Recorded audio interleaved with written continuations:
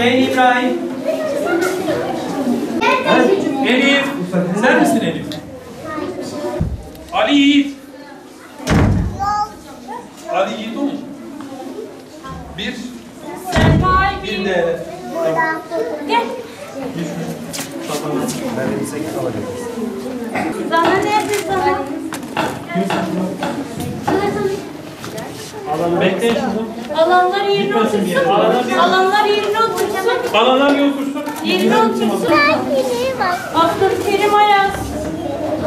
Nerede Abdülkerim? Bünyamin Yıldırım.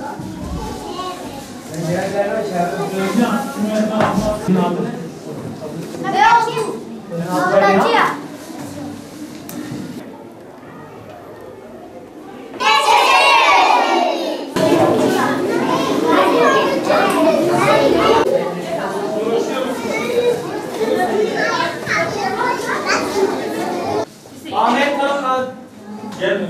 Gelmedi.